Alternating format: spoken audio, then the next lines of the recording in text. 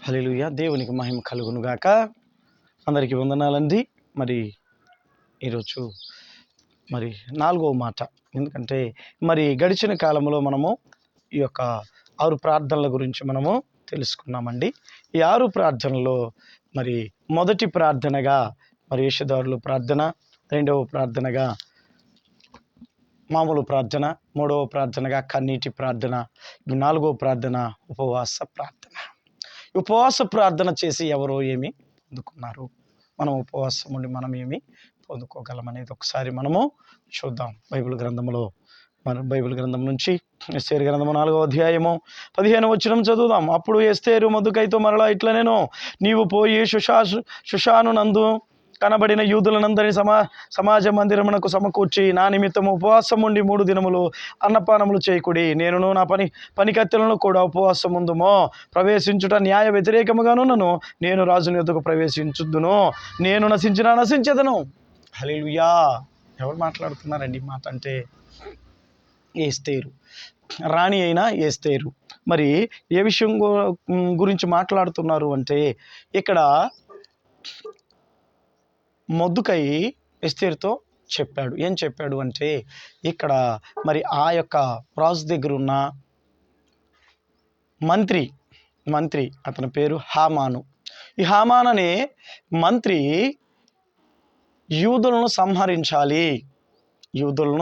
సంహరించాలి అని చెప్పేసి ప్లాన్ వేసేసి 127 సంస్థానాలకు తాకీదులు రాసి పంపించాడు. ఎందు నిమిత్తమయ్యా అంటే ఇక్కడ షుషాను కోటలో మొర్దెకై ఉన్నప్పుడు వస్తూ పోతూ ఉన్నప్పుడు ఈ హామాను వస్తూ పోతూ ఉంటాడు కదా, ఇతనికి మరి నమస్కరించలేదని, ఇతన్ని మరి గౌరవించలేదని ఇతను ఫీల్ అయ్యి మరి ఏం చేశాడు అంటే ఈ యూదులను హంతం చేయాలి, వీళ్ళు మనకు లోబడరు కాబట్టి వీళ్ళని అంతం చేయాలని అతను మరి ఆలోచించి మరి రాజు యొక్క ఉంగరంతో ముద్రించి ఒక మరి చట్టాన్ని తీసుకొని తాకీదులు రాసి ఆ చట్టాన్ని మరి రాజు యొక్క ఉంగరంతో ముద్రించి ఈ యొక్క తాకీదులను 127 సంస్థానాలకు పంపించేస్తాడు.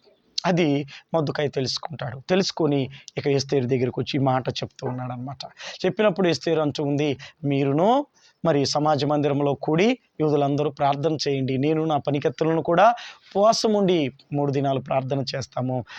న్యాయ వ్యతిరేకంగా ఉన్నను నేను రాజు యొద్దకు ప్రవేశిస్తాను, రాజుకి ఈ సంగతి నేను తెలియపరుస్తాను అని చెప్పినప్పుడు అందరూ కూడా అలాగ ప్రార్థన చేస్తారు. ఎస్తేరు యొక్క మరి పనికత్తెలు అందరూ ప్రార్థన చేసి ఇక 3వ దినాన ఎస్తేరు మరి రాజు యొద్దకు వెళ్ళింది. రాజు దగ్గరికి వెళ్ళినప్పుడు ఈ ప్రార్థన వలన, ఉపవాస ప్రార్థన వలన మరి రాజు యొద్దకు వెళ్ళాలి అంటే రాజు పిలిస్తేనే వెళ్ళాలి, పిలవకుండా వెళ్ళకూడదు. ఇది న్యాయ వ్యతిరేకము. కాబట్టి మరి పిలవకపోయినా కానీ వెళతాను అని చెప్పేసి అని మరి నేను నశించిపోతాను, యూదులు మాత్రం రక్షించాలి అనే ఆలోచనతోటి 3 దినాలు ప్రార్థన చేసుకుని వెళ్ళినప్పుడు ఈ ప్రార్థన ప్రతిఫలముగా మరి రాజు వెళ్ళినప్పుడు ఎస్తేరు మీద మరి కనికరం కలిగి కటాక్షం కలిగి పిలుస్తాడనమాట రమ్మని. లేకపోతే మరి రాజు మరి ఎందుకు వచ్చావు నేను పిలవకుండా అని అన్నట్లయితే మరి అక్కడ మరి ఎస్తేరుని శిక్షించడానికి అవకాశం ఉంటుంది. కానీ మరి రాజు మనసు కలిగింది, దేవుడు కలిగించాడు. ఈ 3 దినాల ఉపవాస ప్రార్థన మరి రాజు మనసు కలిగించి ఎస్తేరును పిలిచి ఏంటంటే ఇలాగా సంగతి అని చెప్పినప్పుడు మరి యూదులను ఇలా చేయటానికి హామాను చేశాడని ఆ ప్లాన్ అంతా చెప్పినప్పుడు మరి ఈ యొక్క యూదులకు మళ్ళీ విడుదల కలిగించినట్లుగా మళ్ళీ తాకీదులు రాసి మళ్ళీ 127 సంస్థానాలకు పంపించేసేసి ఈ యూదుల్ని మరి ఈ యొక్క హామాను వేసిన ప్లాన్ నుంచి విడిపించి మరి వాళ్ళు నశించిపోకుండా చేసినందుకై మరి ఎస్తేరు ఎంతగానో పోరాడి మరి చేసినందుకు ఎస్తేరు మరి మొర్దెకై చేసిన ఆ ప్లాన్ సక్సెస్ అయ్యింది కాబట్టి ఖచ్చితంగా యూదులకు విడుదల వచ్చేసింది. హల్లెలూయా. మరి ఈ 3 దినాల ఉపవాస ప్రార్థన అండి, ఉపవాసముని ప్రార్థన చేయబట్టే మరి రాజు మరి కనికరించి కటాక్షం కలిగించినందువల్ల అప్పుడు ఏం జరిగింది అంటే యూదులకు విడుదల వచ్చేసింది. అలాగనే మరి ఇంకోటి మనం చూసినప్పుడైతే యూదులు విడుదల వచ్చేసింది. మరి ఇంకోటి చూసినప్పుడు మనము యోనా నినివే పట్టణం గురించి కూడా యోనాతో మాట్లాడతాడు దేవుడు.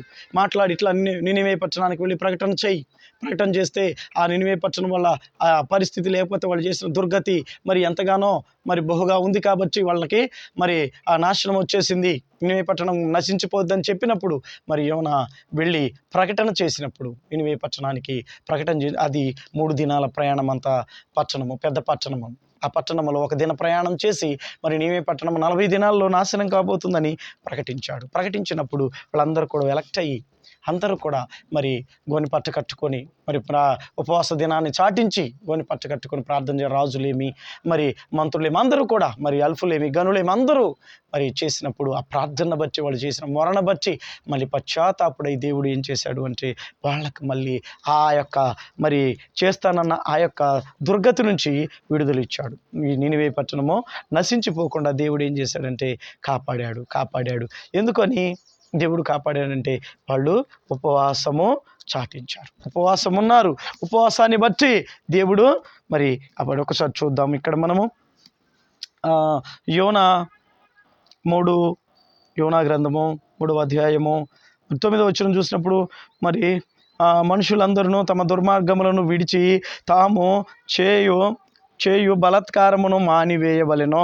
మనుషులేమి పశువులేమి సమస్తమును గోనెపట్ట కట్టుకొనవలెను. జనులు మనస్పూర్వకంగా దేవుని వేడుకొనవలెను అని దూతలు నినివే పట్టణములో చాటించి ప్రకటన చేసిరి.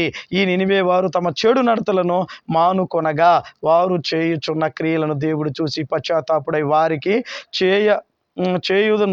చేయుదునని తాను మాట ఇచ్చిన కీడును చేయక మానెను. హల్లెలూయా.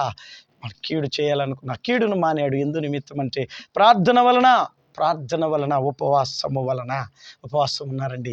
ఇక నినివే పట్టణం నాశనం కాబోతుంది. అందరూ ఇక నశింపజేస్తాను దేవుడు చెప్పాడు కాబట్టి ఖచ్చితంగా నశింపజేస్తాడు. కాబట్టి ఆ దేవుడు మరి పశ్చాత్తాపడాలంటే మన చెడు నడతను విడిచిపెట్టుకోవాలి అని వాళ్ళు ఆ చెడు నడతను విడిచిపెట్టుకున్నారు. అయితే అక్కడ ఎంతమంది ఉన్నారంటే ఇక్కడ మాట్లాడుతున్నది 4వ అధ్యాయము 11వ వచనంలో అయితే 120,000 కంటే ఎక్కువై కుడి ఎడమలకు ఎరుగని జనం అంట. అక్కడ 120,000 కంటే ఎక్కువ ఉన్నారంట జనము.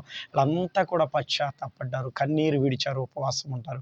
ఆ ఉపవాసాన్ని బట్టి కన్నీటిని బట్టి పశ్చాత్తాపాన్ని బట్టి దేవుడు మరి నినివే పట్టణాన్ని నాశనం చేయకుండా కాపాడాడు. హల్లెలూయా.